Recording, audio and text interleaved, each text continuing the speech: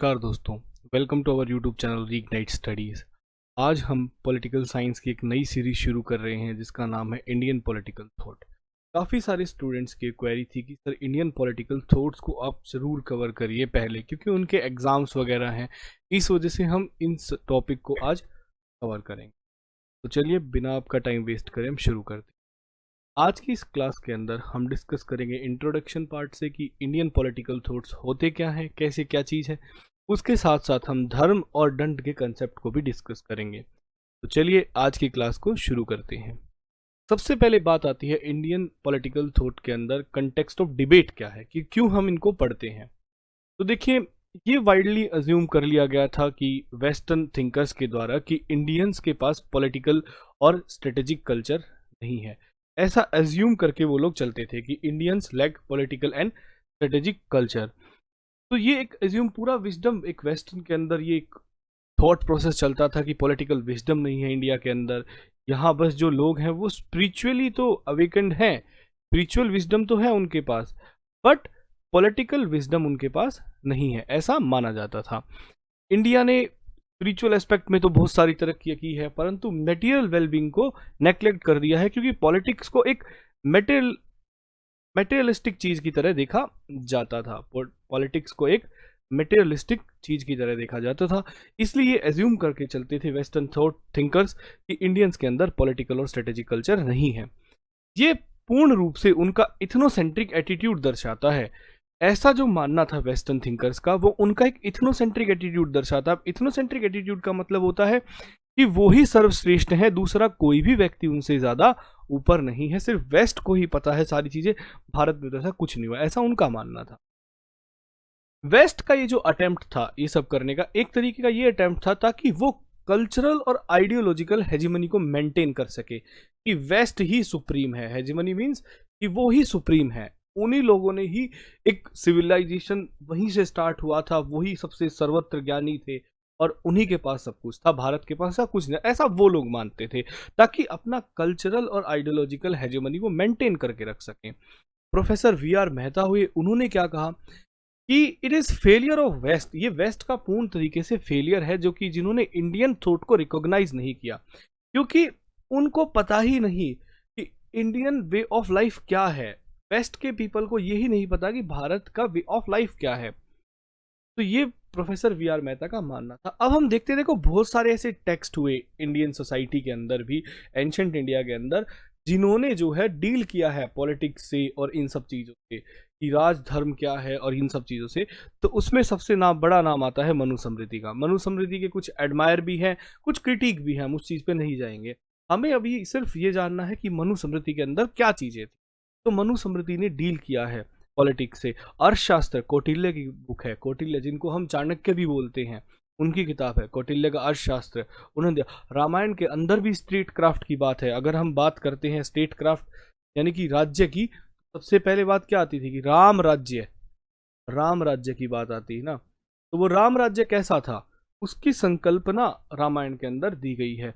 महाभारत के अंदर भी स्टेट क्राफ्ट की बात की है, शुक्र नीति, नीति सार, इन सब के अंदर बात की गई है पॉलिटिकल और स्ट्रेटेजिक कल्चर की। तो ऐसा नहीं है कि भारतीय पॉलिटिकल और स्ट्रेटेजिक कल्चर में पीछे रहे हैं, ऐसा वेस्ट का मानना।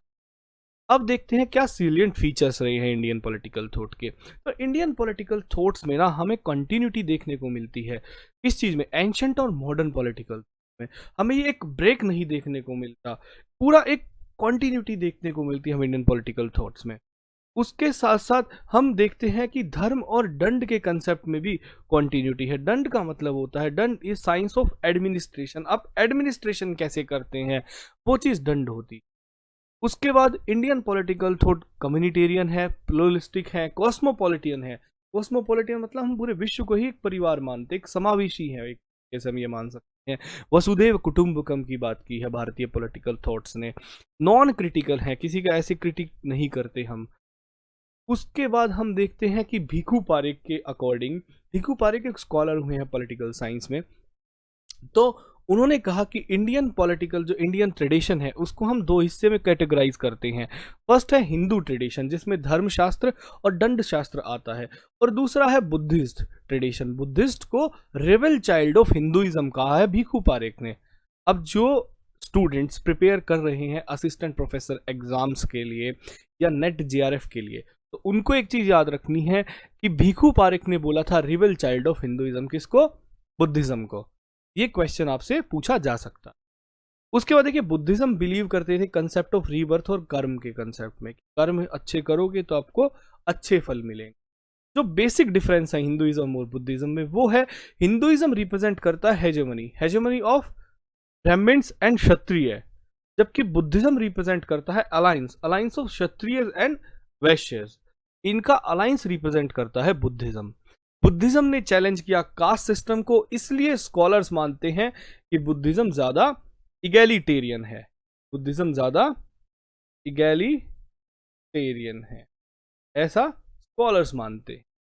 अब हम बात करते हैं और आगे देखते हैं कि धर्म और दंड क्या है। इन चीजों को हमें समझना होगा। देखिए, ये माना जाता है कि धर्म जो है वो बिना दंड के नहीं चलता। अब दंड क्या था? हमने पढ़ा था कि दंड इज साइंस ऑफ एडमिनिस्ट्रेशन। आप कैसे रूल करते हैं, वो चीज क्या है? दंड है। तो ऐसा माना गया है कि धर्म जो है बिना रूल के नहीं चल सकता। अब मैं धर्म का आपको बेसिक डिफरेंस बताता हूँ कि धर्म, देखिए एंशियंट इंडिया के अंदर धर्म का मतलब रिलीजन नहीं होता। सबसे बड़ी चीज ये चीज याद रखनी है, धर्म का अंग्रेजी में अनुवाद रिलीजन नहीं है। इस चीज को आप अपने दिमाग में बैठा लीजिए, क्योंकि देखिए धर्म का मतलब क्या होता है। जब हम बात करते हैं राज धर्म की, पिता धर्म की, पुत्र धर्म की, ये सब क्या है? ये एक ड्यूटी है। धर्म represent a kind of duty. तो मोनार्की जो प्रेवलेंट थी एंशियंट इंडिया के टाइम में, तो study of state and rule was called the धर्म ऑफ किंग। अगर किंग के धर्म की बात करें, राज धर्म की, तो वो क्या था कि वो स्टेट को अच्छे से पढ़े और अच्छे से रूल करे। राज धर्म के अंदर अलग अलग ड्यूटीज होती थी, गवर्नेंस होती थी, जो कि किंग से रिलेटेड होती थी, जिनको हम धर्म बोलते थे। आई थिंक अब आप समझोगे, धर्म का मतलब रिलीजियन नहीं होता है कभी भी। ठीक ऐसे ही अलग अलग वेद, जो उपनिषद हुए, स्मृति हुई, रामायण, पुराण, इन सब में धर्म की बात की है। धर्म रिलीजियस पॉइंट ऑफ व्यू से नहीं है, यहाँ पे हमें पॉलिटिकल पॉइंट ऑफ व्यू से धर्म को समझना होगा कि क्या था। राजशास्त्र, जो एक एंशियंट पॉलिटिक्स के अंदर राजशास्त्र की बात की थी, वो एथिक्स की बात करते थे। धर्म जो था वो कहीं ना कहीं हमें ये देखने को मिलता था कि पॉलिटिक्स और एथिक्स के अंदर एक कॉन्टिन्यूटी शो होती है। धर्म, पॉलिटिक्स और एथिक्स के अंदर एक कॉन्टिन्यूटी शो होती है धर्म में। तो धर्म आप, आई थिंक आप समझे होंगे। और धर्म से डील करता है मेजर धर्मशास्त्र, जिसमें मेजर डिस्कशन धर्म पे था। और दंड यानी कि साइंस ऑफ एडमिनिस्ट्रेशन और science of system of governance we can say, वो पेरिफेरी था। ऐसे ही दंड से डील करता था दंड शास्त्र।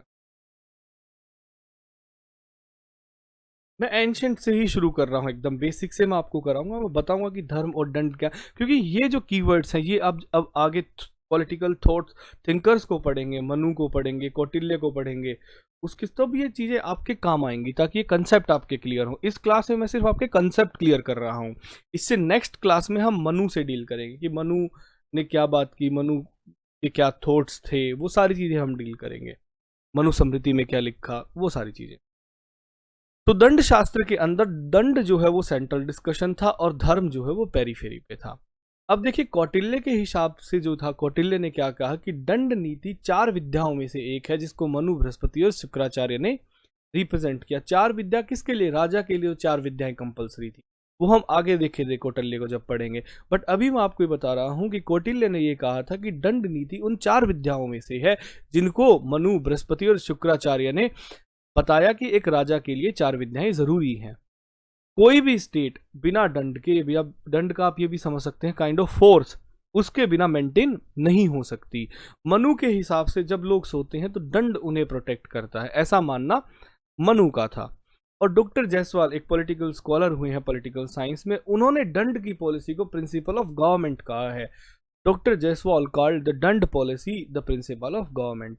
आई थिंक आपका कुछ ये चीज़ें क्लियर हुई होंगी कि बेसिक डिफरेंस क्या है धर्म में, दंड में, और हमने पढ़ा कि क्या सेलिएंट फीचर्स थे इंडियन पॉलिटिकल थॉट्स के, और क्यों इंडियन पॉलिटिकल थॉट को स्टडी करने की डिबेट जो है वो इमर्ज हुई, कंटेक्स्ट ऑफ डिबेट क्या है। तो ये बेसिक फीचर्स मैंने आपको इस क्लास में डिस्कस किए।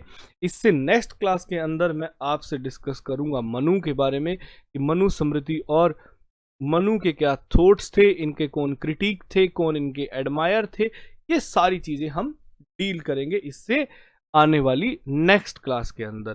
तो आपको वीडियो अच्छी लगी हो तो आप प्लीज शेयर ज़रूर करें, और स्टूडेंट्स को थैंक यू वेरी मच।